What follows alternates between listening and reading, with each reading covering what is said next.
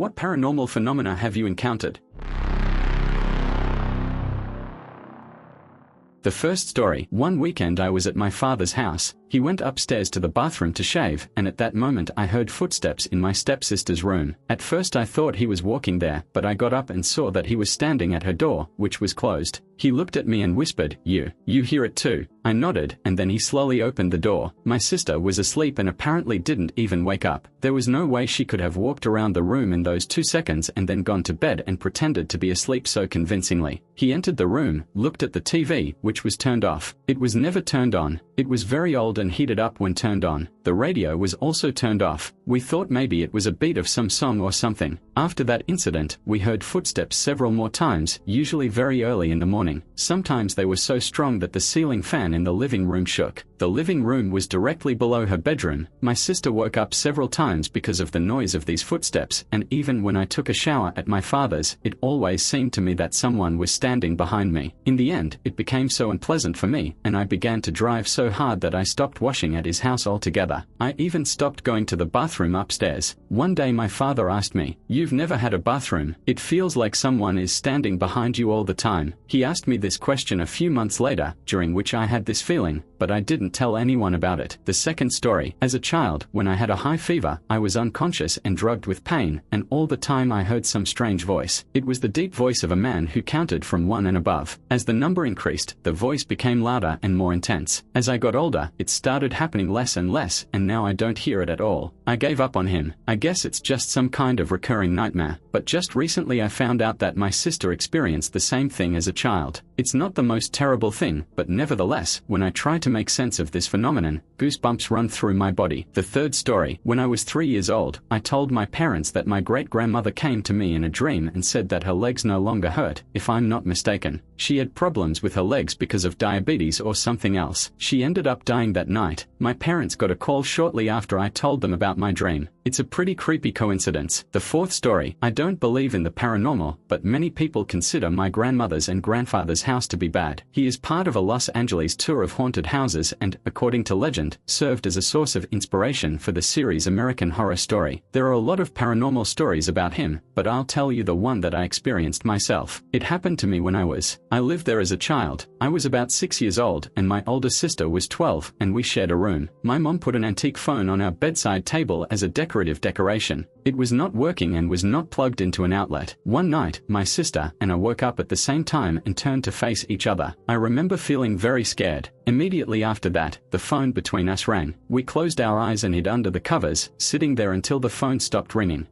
Abby thought it was a dream, because for the next few years none of us talked about this case. But one day my sister told me about that situation, and we realized that we had experienced the same experience. The fifth story. I work at the cemetery. One evening I stayed late to do some work. I photographed granite samples on my phone. I had already closed up and was alone. Suddenly I heard the basement door open, then slam shut, and then I thought I heard footsteps on the stairs. I froze. I thought that someone had entered. I called the stranger, thinking it was one of the workers, but there was no response. I was scared, because if it wasn't the cemetery workers, then it means someone got into the room. I stood for a while, listened, then called the silence man again. Finally I plucked up the courage and looked out there. There was no one there. I looked into the basement. It was empty too. All the doors were locked. The sixth story. Stories like this make me think that any paranormal phenomenon is just an event from a past timeline that somehow got stuck in a certain one. Areas and such events exist completely randomly, like this dude who is looking for his dog. For example, I'm sitting on the couch at home right now, writing this comment on Reddit. Maybe in 100 years someone will see a kind of echo of how I do it. The seventh story. In my mother's old apartment, I had the feeling that someone was watching me all the time. Then I started waking up at 3 in the morning all the time. One night, when I woke up, I heard someone calling my name. It was a woman's voice, but I didn't recognize it. She kept calling my name, and the voice got closer and closer to my bed, but I couldn't see anything. I got scared, jumped out of bed and ran to my brother's room. I climbed into bed with him and tried to wake him up, but this asshole was asleep, no matter how he sleeps now. I even heard the footsteps that followed me to his door. After that, every time I woke up in the middle of the night, I just ran to his room and went to sleep on the top bunk. We had bunk beds. My mom still doesn't believe that something like this happened to me. Fortunately, we only lived there for a couple of months, and then we moved out. The 8th story. I was little for about 6 years and slept in my room. I woke up very early to a strange metallic sound in my head. When I opened my eyes, I saw a man standing in the center of the room. He was blonde, with a disheveled hairstyle, dark blue eyes, tanned in sandals, torn denim shorts and no shirt. It looked like a freaking server. He looked to his left at the closed windows, then at me and smiled slightly. Then he slowly put his finger to his lips and shook his head, making it clear to me not to open my mouth. I felt a strong fear and closed my eyes tightly for a few seconds, and when I opened them, he was gone. I didn't hear any footsteps or creaks. The windows and the door were closed. At one moment he was in the room, and then suddenly he disappeared. The 9th story. My father was in the hospital with a brain tumor. He was in a coma. The hospital was about 60 kilometers from home. One evening I was texting with a friend, and he asked, "How is my father?" I turned to my left and saw that he was sitting in an armchair and just looking at me. I replied, "Yes, everything seems to be fine sitting here in the room with me," to which my friend said, "Am I not in the hospital again?" I looked at the chair, and there was no one there. I didn't tell anyone about it. I told a friend that I must have imagined everything. My father survived and is still alive today. 21 years later, I met my father, and we were just chatting, when suddenly he speaks. "My son, it hasn't left me for many years. One thought, when I was in the hospital, I remember that somehow I ended up at home, sitting in a chair, and you were sitting at the computer and looking at me. After that, I woke up in the hospital. It was all too real to be just a dream." After that, I told him about my experience. The 10th story. When I was 6 years old, I slept alone in a room in a bunk bed. The lower bunk was empty. It was meant for my younger brother, but he was too afraid to sleep alone. Anyway, I was in the room that night.